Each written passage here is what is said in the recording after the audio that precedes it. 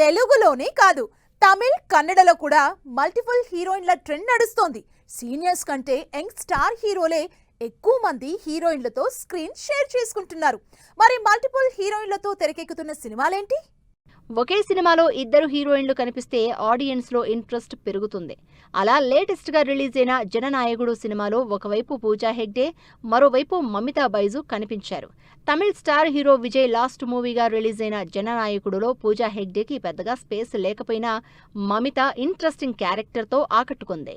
తమిళ్లో ఇద్దరు హీరోయిన్లతో screen share చేసుకుంటున్న మరో హీరో ధనుష్. రాజ్ కుమార్ పెరియసామి డైరెక్షన్ లో ధనుష్ హీరోగా తెరకెక్కుతున్న యాక్షన్ థ్రిల్లర్ ఓం సినిమాలో హీరోయిన్లుగా స్టార్ పర్ఫార్మర్ సాయి పల్లవి నటిస్తోంది. మరోవైపు యూత్ లో మంచి క్రేజ్ సంపాదించుకున్న శ్రీలీల కూడా ఇంపార్టెంట్ రోల్ ప్లే చేస్తోంది. తెలుగు, తమిళ్లో ఫుల్ క్రేజ్ సంపాదించుకున్న కార్తీ తన అప్కమింగ్ మూవీలో ఇద్దరు హీరోయిన్లతో కనిపించబోతున్నారు.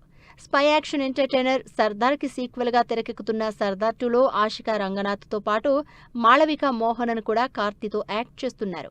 ఈ సినిమా సెప్టెంబర్లో రిలీజ్ అవుతోంది. అసలు మల్టిపుల్ హీరోయిన్స్ తో నెవర్ బిఫోర్ రేంజ్ లో సినిమా చేస్తున్న హీరో యష్ తన అప్కమింగ్ మూవీ టాక్సిక్ లో ఏకంగా 5 హీరోయిన్లతో స్క్రీన్ షేర్ చేసుకుంటున్నారు.